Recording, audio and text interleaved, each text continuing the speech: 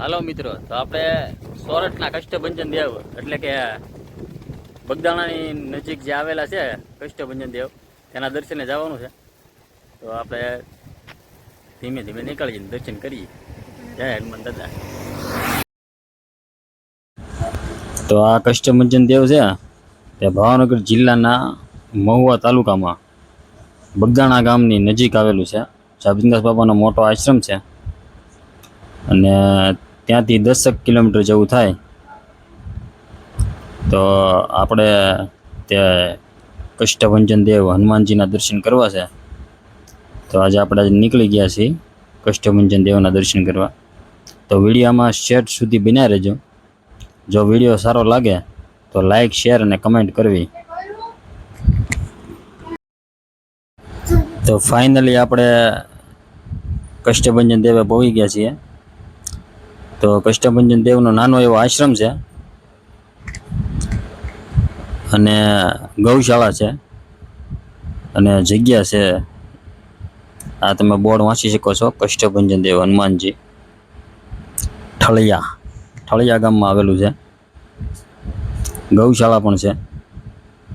તો આપણે હવે અંદર જઈ અને દાદાના દર્શન કરીએ. જય હનુમાનજી મહારાજ.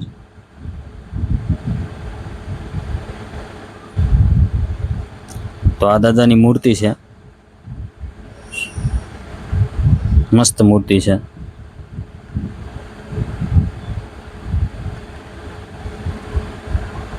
સાથે ગણપતિ બાપા પણ બિરાજે છે અને સરસ્વતી માતાજી પણ સાથે બિરાજે છે. બિંદાસ બાબાનો મોટો ફોટો છે ને આ છે આશ્રમ. તો હું તમને હવે આશ્રમના દર્શન કરાવું. અને અહીંયા પાછળ આવેલી છે ગૌશાળા. તો આપણે ગૌશાળાની પણ મુલાકાત લઈશું.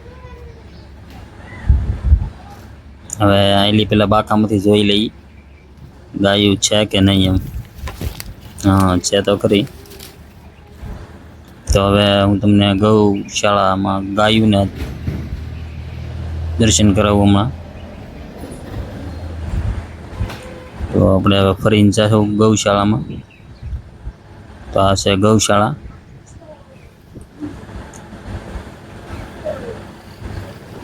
ગાયું બધી સુપર છે.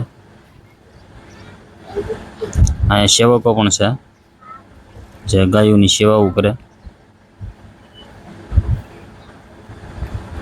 નિસ્વાર્થ સેવાઓ કરે અહીંયા.